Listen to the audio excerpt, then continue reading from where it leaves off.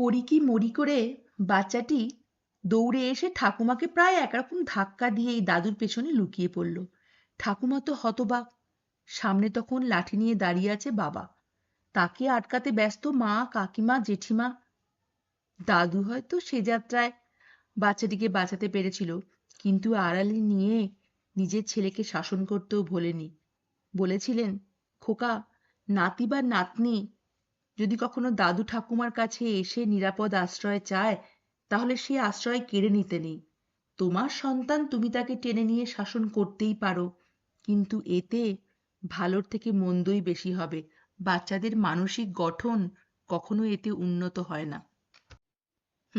আচ্ছা, এই যে গল্পটি শুনলেন, এরকম দৃশ্য এখন কি খুব একটা দেখা যায়? শিশুর সুন্দর মানসিকতা গঠনের পেছনে হাজারো একটা কারণ আছে। আমরা বুঝে অথবা না বুঝে অনেক সময় কিন্তু অনেক ক্ষতি করে ফেলি। হ্যাঁ, আমার কিন্তু স্বীকার করতে একটুও দ্বিধা নেই, ছেলেকে বড় করতে গিয়ে কখনো সখনো যে আমি এরকম ভুল করিনি তা কিন্তু নয়। পরে উপলব্ধি করতে পেরেছি ঠিকই। সময়ের পরিবর্তনের সাথে সাথে অনেক কিছুর মতো শাসন করার পদ্ধতিও পরিবর্তন হওয়া প্রয়োজন। কারণ আগেকার দিনের মতো একান্নবর্তী পরিবারও যেমন এখন আর নেই, তেমনি নেই পাশে থাকা বন্ধু হিসেবে পাওয়া ভাই বোন। আমার এক কাউন্সিলর বন্ধু বলেছিলেন, ছেলে মেয়েদের সুন্দর করে মানুষ করতে গেলে প্রত্যেক বাবা মার উচিত ছেলে মেয়েদের সাথে সাথে নিজেদেরও কাউন্সেলিং করিয়ে নেওয়া। আফটার অল, জেনারেশন গ্যাপ বলে একটা কথা আছে না? শিশু দিবসের শুভেচ্ছা রইল সব শিশুর জন্য। তারা যেন পায় নিরাপদ আশ্রয় আর বড় হয়ে উঠতে পারে একটি সুন্দর পরিবেশে। আমার কাছ থেকে গল্প শুনতে শুনতে এতদূর যখন এগিয়েই এলেন, তাহলে চলুন আরো খানিকটা পথ আপনাদের সাথে পরিচয় করাই এমন আরো কয়েকটি শিশুর।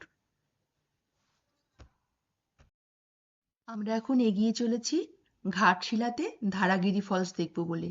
সঙ্গে আমাদের গাইড বাবুলাল। বাবুলাল, তোমার নাম বাবুলাল? তুমি কি পড়াশোনা করো? হ্যাঁ, কোথায়? গ্রামে স্কুল আছে? আচ্ছা, কোন ক্লাসে পড়ো তুমি? 7-এ? আরে বাহ! পথে যেতে যেতে বাবুলালের সাথে আমাদের আরো অনেক কথা হলো। জানতে পারলাম বাড়িতে বাবা মা আছে, আছে কয়েক ভাই বোন, কিন্তু এই শৈশবেই স্কুলে যাওয়ার সাথে সাথে সংসার চালানোর দায়িত্বটাও নিজের কাঁধেই তুলে নিয়েছে। সেবার বাবুলাল আর ওর কয়েক বন্ধুকে আমার সাধ্যমতো সাহায্য করার চেষ্টা করেছিলাম, কিন্তু প্রশ্ন থেকে গেল ওদের শৈশব নিয়ে। যাদের ঘরে খাওয়ারের দুমুঠো চাল নেই, তারা কি মানে বুঝবে শিশু দিবসের?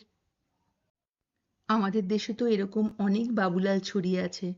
তাদের শৈশব সুরক্ষিত করার দায়িত্ব কার? প্রশ্ন থাকলো আপনাদের কাছে। মতামত কমেন্টে লিখে জানাতে ভুলবেন না। আজ তবে আসি, আবার ফিরে আসব নতুন কোনো পর্বে, নতুন কোনো গল্প নিয়ে। ততক্ষণ পর্যন্ত ভালো থাকবেন, সুস্থ থাকবেন। নমস্কার।